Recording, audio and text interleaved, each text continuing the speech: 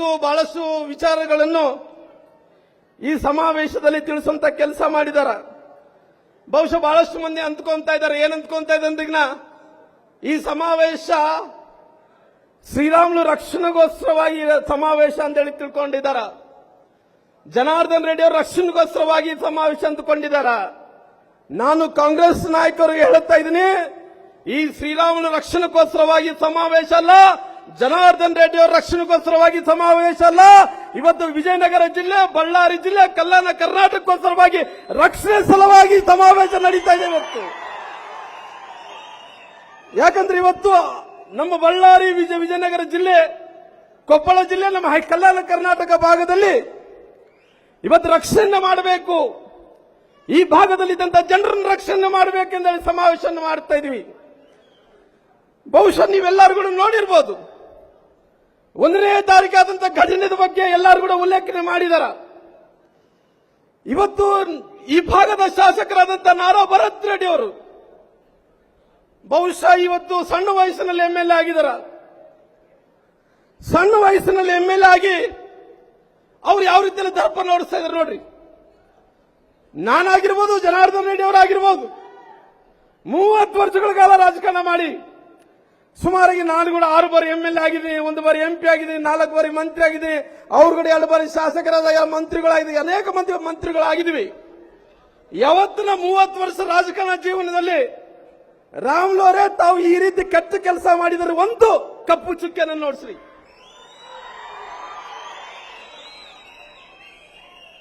ಆದ್ರೆ ಅವರು ಮಾಡಿದಂತ ನಾರಾ ಭರತ್ ರೆಡ್ಡಿ ಅವರು ಬಂದು ಅವ್ರ ಮಾತುಗಳು ನೋಡ್ರಿ. ಲಂಡನ್ ಅಲ್ಲಿ ಓದಿನಿ ಅಂತಾನ, ನಾನು ಶ್ರೀಮಂತ ಅಂತಾನ, ನಮ್ಗೇನು ಕಡಿಮಿಲ್ಲ ಅಂತಾನ, ಏನು ಬಾಯಿ ಬಂದಾಗ ಮಾತಾಡ್ತಾನ. ಸ್ವಾಮಿ ಎಲ್ಲಿ ಹೋದ್ರೆ ಏನು, ಎಲ್ಲಿ ಎಷ್ಟು ದೊಡ್ಡ ಶ್ರೀಮಂತ ಆದ್ರೆ ನೀನು, ಸ್ವಾಮಿ ಎಲ್ಲಿ ಓದಿದ್ದು ಮುಖ್ಯ ಅಲ್ಲ, ನೀನೆಟ್ಟು ಎಷ್ಟು ದೊಡ್ಡ ಶ್ರೀಮಂತ ಅನ್ನೋದು ಮುಖ್ಯ ಅಲ್ಲ. ನಮ್ಮ ಇಂದಿರಾನಗರದಲ್ಲಿ APMC ಬಡವರ ಮಕ್ಕಳಿಗೆ ಯಾವ ರೀತಿ ಸಂಸ್ಕಾರ ಇದೆಯೋ ಆ ಸಂಸ್ಕಾರವನ್ನು ಕಲಿಯುವಂತ ಕೆಲಸ ಆಗಬೇಕು. ಯಾಕಂದ್ರೆ ಇವತ್ತು 1ನೇ ತಾರೀಕಿಗೆ ನಾವು 2026ಕ್ಕೆ ಕಾಲಿಡ್ತಾ ಇದ್ದೀವಿ. ಆ 2026ಕ್ಕೆ ಕಾಲಿಡುವಂತ ಸಂದರ್ಭದಲ್ಲಿ, ಹೊಸ ವರ್ಷಕ್ಕೆ ಪ್ರವೇಶ ಮಾಡುವಂತ ಸಂದರ್ಭದಲ್ಲಿ ಎಲ್ಲರೂ ಕೂಡ ಖುಷಿಯಿಂದ 2025ನೇ ಇಸ್ವಿ ಮುಗಿತು, 26ನೇ ಇಸ್ವಿಗೆ ಬರಮಾಡ್ಕೊಂತ ಇದ್ವಿ. ಆದ್ರೆ ನಾರಾ ಭರತ್ ರೆಡ್ಡಿ ಅವರು ಜನಾರ್ದನ್ ರೆಡ್ಡಿ ಮನೆಗೆ ಹೋಗಿ ಗುಂಡಾರ್ಸಂತ ಕೆಲಸ ಮಾಡ್ತಾ ಇದ್ದಾರೆ. ಇವತ್ತು ನಾನು ಕೇಳ್ತಾ ಇದ್ದೀನಿ, ಇವತ್ತು ಜನಾರ್ದನ್ ರೆಡ್ಡಿ ಅವರ ಮನೆನೇ ನಿಮಗೆ ಬ್ಯಾನರ್ ಕಟ್ಟಕ್ಕೆ ಬೇಕಾಗಿತ್ತ? ಬೇರೆ ಎಲ್ಲಿ ಸ್ಥಳ ಇದ್ದಿಲ್ಲನಾ? ಏನು ಇವತ್ತಂದ್ರೆ ಜನಾರ್ದನ್ ರೆಡ್ಡಿ ಅವರ ಮನೆಗೆ ಹೋಗ್ಬೇಕು, ಬ್ಯಾನರ್ ಕಟ್ಟೋ ವಿಚಾರದಲ್ಲಿ ಜಗಳ ಪ್ರಾರಂಭ ಮಾಡಬೇಕು, ಅದರ ದೊಡ್ಡದು ಮಾಡಬೇಕು. ದೊಡ್ಡದು ಮಾಡಿದ ನಂತರ ಅವರು ಮನೆಗೆ ನುಗ್ಗಿ ಏನೋ ಮಾಡಿ ಅನಾಹುತ ಮಾಡಿ ನಾವು ಇಡೀ ಕರ್ನಾಟಕ ರಾಜ್ಯಕ್ಕೆ ಹೆಸರು ತಂದ್ಕೋಬೇಕಂದೇಳಿ ಹೋಗಿ ಬೊಕ್ಕ ಬಾರ್ಲಿ ಬಿದ್ದಿದ್ದಾರ.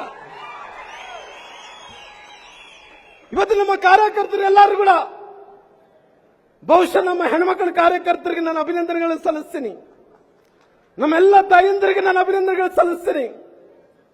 ಯಾಕಂದ್ರೆ ಅವತ್ತಿನ ಸಂದರ್ಭದಲ್ಲಿ 7-7.5 ಪಾಸ್ ಈ ಗಲಭೆ ಆದಂತ ಟೈಮಲ್ಲಿ ಅವತ್ತು ಯಾರಿಲ್ಲ. ನನ್ನ ಸೋದರರಂತ ಸುರೇಶ್ ಬಾಬು ಅವರು ಇದ್ರು. ಅವತ್ತು ಜನಾರ್ದನ್ ರೆಡ್ಡಿ ಅವರು ಹೇಳಿದ್ರು, ಸ್ವಾಮಿ ಶ್ರೀರಾಮುಲರೇ, ನಾನು ಕುರುಗೋಡದಿಂದ ನಾನು ಬರ್ತಾ ಇದ್ದೀನಿ. ಬರುವಂತ ಸಂದರ್ಭದಲ್ಲಿ ಬಹಳಷ್ಟು ಮಂದಿ ಕಾಂಗ್ರೆಸ್ಸಿನ ಕಾರ್ಯಕರ್ತರು ಅಲ್ಲಿ ಮನೆ ಎದುರುಗಡೆ ಬೀರ್ ಬಾಟ್ಲನ್ನು ಹಿಡ್ಕೊಂಡು ಕುಂತ್ಕೊಂಡು ಕುಡಿತಾ ಬ್ಯಾನರ್ ಅನ್ನು ಕಟ್ಟಿಸಿ ಯಾರು ಬರ್ತಾರ ಬರ್ರಿ ಅಂತೇಳಿ ಆವಾಜ್ ಆಗ್ತಾ ಇದಾರೆ ಅಂತೇಳಿ ಅವತ್ತು ಹೇಳಿದಂತ ಸಂದರ್ಭದಲ್ಲಿ ಜನಾರ್ದನ್ ರೆಡ್ಡಿ ಅವ್ರಿಗೆ ಹೇಳಿದೆ, ನಿನ್ನ ಮನೆ ಕಡೆ ಹೋಗ್ಬೇಡಪ್ಪ, ನಮ್ಮ ಮನೆ ಕಡೆಗೆ ಬಾ ಅಂತ ಹೇಳಿದೆ. ಅವತ್ತು ಬಂದಂತ ಸಂದರ್ಭದಲ್ಲಿ ನಾವು ಜನಾರ್ದನ್ ರೆಡ್ಡಿ ಅವರು ನಾವು ಅವ್ರ ಮನೆಗೆ ಹೋಗ್ತಾ ಇದ್ವಿ. ಹೋಗಂತ ಸಂದರ್ಭದಲ್ಲಿ ಆ ಸತೀಶ್ ರೆಡ್ಡಿ ಅವರು ಅಂಗರಕ್ಷಕರು ಜನಾರ್ದನ್ ರೆಡ್ಡಿ ಅವರ ಮೇಲೆ ಮುಗುಬೀಳಂತ ಕೆಲಸ ಮಾಡಿದ್ರು. ಅವತ್ತು ಅನಾಹುತ ತಪ್ಪಿದೆ ಅಂದ್ರೆಗಿನ ನಿಮ್ಮೆಲ್ಲರ ಆಶೀರ್ವಾದದಿಂದಲೇ ಜನಾರ್ದನ್ ರೆಡ್ಡಿಗೆ ಅನಾಹುತ ಆಗ್ಬೇಕಾಯ್ತನೋ ಆ ಅನಾಹುತ ತಪ್ಪಂತ ಕೆಲಸ ಆಗಿದೆ ಇವತ್ತು.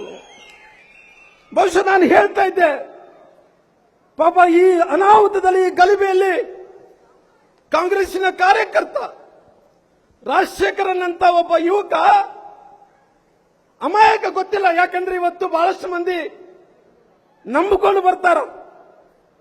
ಈ ನಂಬಿಕೊಂಡು ಬರೋಂತ ಸಂದರ್ಭದಲ್ಲಿ ಒಬ್ಬ ರಾಜಶೇಖರನ್ ಅಂತ ಒಬ್ಬ ಅಮಾಯಕ ಆ ಗುಂಡೇಟಿನಿಂದ ಆ ಕಾಂಗ್ರೆಸ್ಸಿನ ಅಂಗರಕ್ಷಕರು ಮತ್ತು ನಾರಾ ಭರತ್ ರೆಡ್ಡಿ ಅವರ ಕೈಯಲ್ಲೇ ಆ ಗುಂಡು ಹಾರಿ ಒಬ್ಬ ರಾಜಶೇಖರನ್ ಅಂತ ಯುವಕ ಸತ್ತೋದ.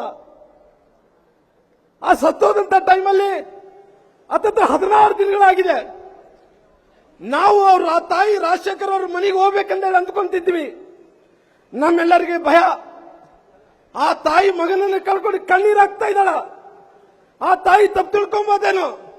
ಅವ್ರು ನಾರಾ ಭರತ್ ರೆಡ್ಡಿ ನೋಡಿದ್ರಿಗಿನ ಸತ್ಯ ಹರಿಶ್ಚಂದ್ರ ತರ ನಾವು ಗುಂಡ ಆರಿಸಿಲ್ಲ, ಜನಾರ್ದನ್ ರೆಡ್ಡಿ ಅವರ ಗುಂಡ ಆರಿಸಿದ ಅಂತಾರ. ನಾವು ಬಾಯ್ ಮಾಡ್ಕೊಂತ ಇದೀವಿ. ಪೊಲೀಸರು IG ಮೇಡಮ್ಗೆ ಹೇಳ್ತಾ ಇದೀವಿ, ನಾವು ಆಂಟಿಸಿಪೇಟರಿ ಬೇಲ್ ತಗೊಳಲ್ಲ. ನಮ್ಮಿಂದ ಗುಂಡ ಹಾರಿದ ರಾಜಶೇಖರ್ ಸತ್ತೋಗಿನಂದ್ರಿಗಿನ ನಾವು ನೇರವಾಗಿ ಪೊಲೀಸ್ ಸ್ಟೇಷನ್ ಬರ್ತೀವಿ, ತಮಗೆ ಸರೆಂಡರ್ ಆಗ್ತೀವಿ, ತಾವು ಜೈಲಿಗೆ ಹಾಕ್ರಿ ಅಂತ ಮಾತನ್ನು ಹೇಳಿದ್ವಿ. ಆ ತಾಯಿ ನಾವೆಲ್ಲ ಜನಾರ್ದನ್ ರೆಡ್ಡಿ ಅವರು ಎಲ್ಲ ತುಣುಕುಗಳನ್ನು ವಿಡಿಯೋಗಳನ್ನು ನೋಡಿಸಿದ ನಂತರ ಇವತ್ತು ಆ ತಾಯಿಗೆ ಮನವರಿಕೆ ಆಗಿದೆ. ಇಲ್ಲ, ನನ್ನ ಮಗ ರಾಜಶೇಖರ್ ಅವ್ರನ್ನ ಕಾಂಗ್ರೆಸ್ನ ನಾರಾ ಭರತ್ ರೆಡ್ಡಿ ಅವರು, ನಾರಾ ಭರತ್ ರೆಡ್ಡಿ ಅಂಗರಕ್ಷಕರು ಸತೀಶ್ ರೆಡ್ಡಿ ಅವರೇ ಕೊಂದಾರಂದೇಳಿ ಅವ್ರಿಗೆ ಸಮಾಧಾನ ಆದ ನಂತರ ಇವತ್ತು ನಮ್ಮ ಅಶೋಕಣ್ಣವರು, ವಿರೋಧ ಪಕ್ಷದ ನಾಯಕರು, ನಮ್ಮ ಚಲವಾದಿ ನಾರಾಯಣ ಸ್ವಾಮಣ್ಣನವರು, ಜನಾರ್ದನ್ ರೆಡ್ಡಿ ಅವರು, ಅವ್ರ ಧರ್ಮಪತ್ನಿ ಆದಂತ ಅರುಣಮ್ಮ ಅವರು ಹೋಗಿದ್ವಿ. ಹೋದಂತ ಟೈಮಲ್ಲಿ ಆ ತಾಯಿ ಹತ್ಲದ್ರಿಗೆ ನನ್ನ ಮಗನ ಕಳ್ಕೊಂಡಿದ್ದೀನಿ, ನಾನು ಸಾಯ್ಬೇಕಾಗಿತ್ತು, ನನ್ನ ಕಣ್ಣೆದುರುಗಡೆ ನನ್ನ ಮಗ ಸತ್ತಿದ್ದಾನಂದೇಳಿ ಆ ತಾಯಿ ಗೋಳೋ ಅಂದೇಳಿ ಹಾಳ್ತಾ ಇದ್ರು. ನಾನು ಹೇಳ್ತೀನಿ, ಇವತ್ತು ಆ ತಾಯಿಗೆ ಇವತ್ತು ಶ್ರೀಮತಿ ಗಾಲಿ ಅರುಣ ಅವರು ಸ್ವಂತ ರೊಕ್ಕದಿಂದ 10 ಲಕ್ಷ ರೂಪಾಯಿ ಚೆಕ್ ಅನ್ನು ಕೊಡಂತ ಕೆಲಸ ಮಾಡಿದ್ದಾರೆ. 10 ಲಕ್ಷ ರೂಪಾಯಿ. ತಾಯಿ ಮುಂದೆ ನಿನ್ನ ಮಗ ಏನು ಸತ್ತಾನೋ, ನಿನ್ನ ಮಗಗೆ ನಾವು ತನಿಖೆಯನ್ನು ಮಾಡಿಸ್ತೀವಿ, ಯಾರು ನಾರಾ ಭರತ್ ರೆಡ್ಡಿ ಅವರನ್ನು ಕೊಲ್ಲಿದಾರೋ ಅವ್ರಿಗೆ ಶಿಕ್ಷೆಯನ್ನು ಕೊಡುವಂತ ಕೆಲಸ ಮಾಡ್ತೀವಿ ಅಂತ ಮಾತನ್ನು ಕೂಡ ಹೇಳಿದಾರ. ನಿರ್ಭೀತ, ನಿಷ್ಪಕ್ಷಪಾತ, ವಿಶ್ವಾಸಾರ್ಹ ಸುದ್ದಿಗಳಿಗೆ ಮತ್ತೊಂದು ಹೆಸರಾಗಿರೋ ನ್ಯೂಸ್ 18 ಕನ್ನಡ ಈಗ ಆಪ್ನಲ್ಲೂ ಲಭ್ಯ ಇದೆ.